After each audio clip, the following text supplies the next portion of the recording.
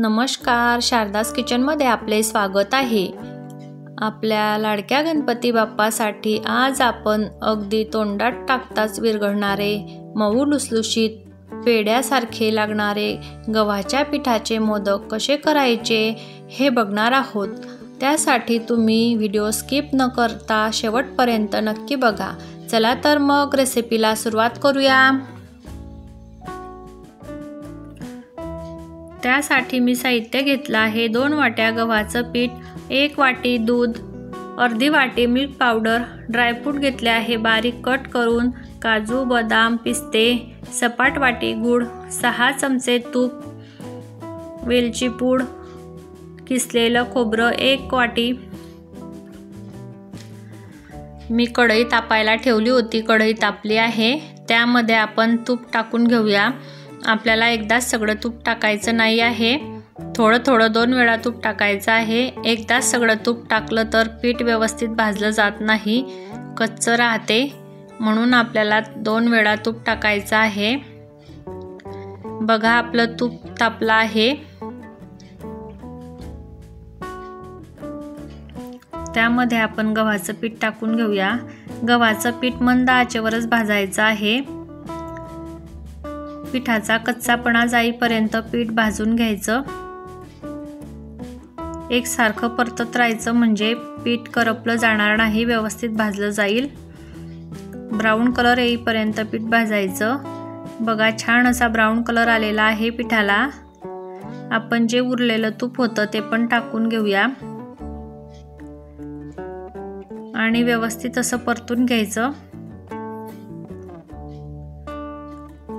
जास्त तूप टाकल्यामुळे मोदक खायला खूप छान लागतात, अगदी मऊ असे मोदक होतात। बघा छान असं पीठ भाजलं आहे। आता आपण त्यामध्ये मिल्क पावडर टाकूया। मिल्क पावडरमुळे अगदी माव्यासारखे हे मोदक लागतात। बघा आपण तूप टाकलेलं होतं, तूप दिसताना जास्त दिसत होतं, पण किती मोकळं मोकळं असं पीठ झालेलं आहे। त्यामध्ये खोबऱ्याचा खीस पण टाकून व्यवस्थित परतून घ्यायचं। खोबऱ्याचा खीस खमंग होईपर्यंत परतायचं। बघा छान असं मिश्रण झालेलं आहे। बघू शकता किती मोकळं असं मिश्रण दिसते आहे।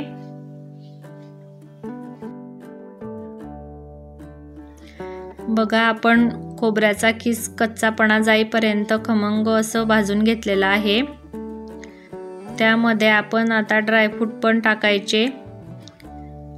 छान असे क्रंची लागतात मोदक खाताना ड्रायफ्रूट त्यामध्ये, म्हणून ते पण व्यवस्थित भाजून घ्यायचे।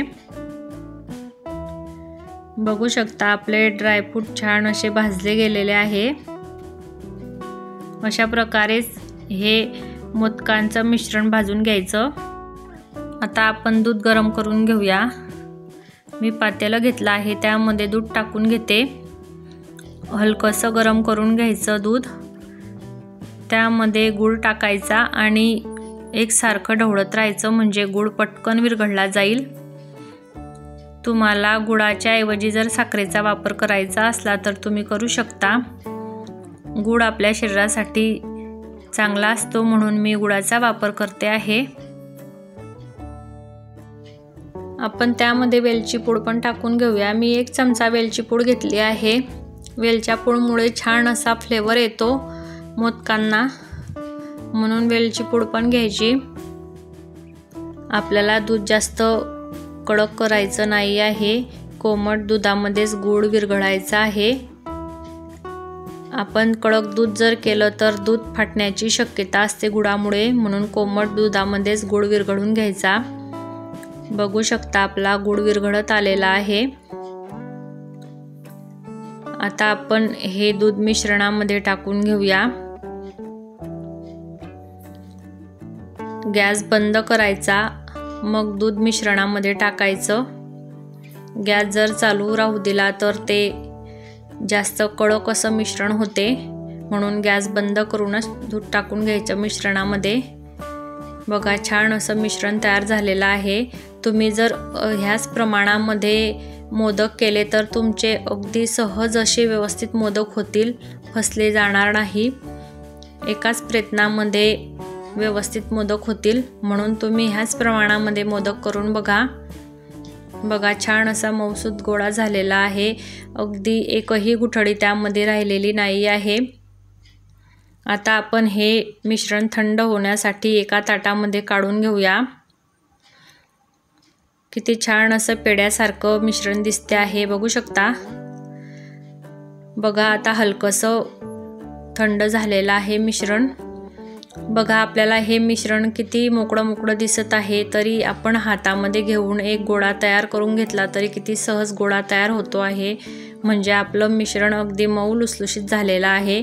आता आपण मोदक वळायला घेऊया। मी साच्याला तूप लावून घेते आहे, थोडं जास्त तूप लावायचं नाही, आपल्याला एकच वेळा तूप लावायचं आहे। सारखं तूप टाकायची गरज पडणार नाही, मिश्रण तुपामध्येच भाजलं आहे म्हणून तूप लावायची गरज नाही आहे आपल्याला। आता व्यवस्थित असं मिश्रण टाकून प्रेस करायचं, वरच्यावर भरायचं नाही, प्रेस करूनच भरायचं आहे, म्हणजे मोदक आपल्याला अगदी डिझाईनमध्ये व्यवस्थित दिसेल। बघू शकता अशा प्रकारे मोदक करून घ्यायचा। साच्याच्या साह्याने अगदी सहज असा सुबक मोदक तयार होतो। बघा आता आपण मोदक काढून घेऊया साच्यामधून। बघा किती छान असा कढीदार मोदक झालेला आहे, बघू शकता। अगदी एकसारख्या कड्या पडलेल्या आहे मोदकांना। अशाच प्रकारे आपण सगळे मोदक करून घेतलेले आहे, बघू शकता। किती छान असे एकसारखे मोदक झालेले आहे साच्यामुळे। ही रेसिपी अगदी सोपी आहे करायला आणि खायला चविष्ट लागते। तुम्ही नक्की ट्राय करून बघा। तुम्हाला मोदकांची रेसिपी कशी वाटली कमेंट करून नक्की सांगा। आणि रेसिपी आवडली असेल तर चॅनलला लाईक करा, शेअर करा, सबस्क्राईब केलं नसेल तर सबस्क्राईब करून घ्या, जेणेकरून तुम्हाला अशाच नवनवीन रेसिपीचे व्हिडिओ बघायला मिळतील। भेटूया अशाच नवनवीन रेसिपीसोबत पुढच्या व्हिडिओमध्ये। तोपर्यंत धन्यवाद।